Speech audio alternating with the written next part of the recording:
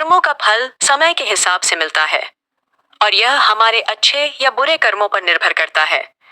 यदि हम अच्छे कार्य करते हैं तो हमें शुभ फल मिलता है और यदि हम बुरे कर्म करते हैं तो हमें दुष्परिणामों का सामना करना पड़ता है।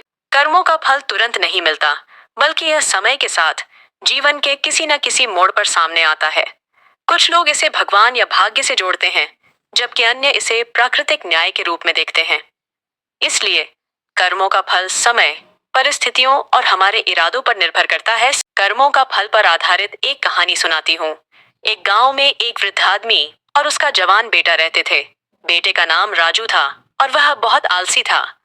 एक दिन वृद्ध आदमी ने अपने बेटे से कहा, राजू, तुम अपने कर्मों के फल का ध्यान रखो, क्योंकि जैसा तुम बोगे वैसा ही काटोगे। लेकिन राजू को यह बात समझ में नहीं आई और वह कहता रहा, पापा, ये सब तो बकवास है, मेहनत करने का क्या फायदा। एक दिन गांव में एक साधु बाबा आए।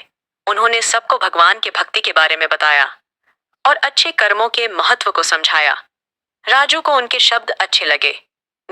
ये अभी भी अपने आलसी तरीके से काम करने को तैयार नहीं था। बाबा ने एक उदाहरण दिया। उन्होंने कहा, कल रात का सपना सच होने के बाद तुम एक बीज बो और सुबह उठकर उस बीज से पेड़ निकलता हुआ देखो। राजू ने यह सुनकर सोचा कि यह तो एक मजेदार खेल होगा, तो उसने रात को बीज बो दिया। लेकिन सुबह जब वह उठा तो उसने देखा कि वहां कोई पेड़ नहीं उगा था। तब बाबा ने राजू से कहा, राजू, जैसे बीज को जमीन में समय चाहिए था उगने के लिए, वैसे ही अच्छे कर्मों का फल भी समय लेता है। तुम्हारी मेहनत और अच्छे कर्म समय के साथ फल देंगे।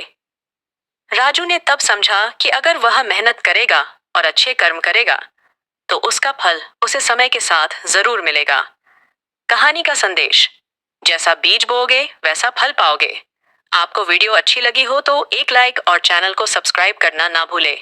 धन्यवाद, मिलते हैं अगली वीडियो में।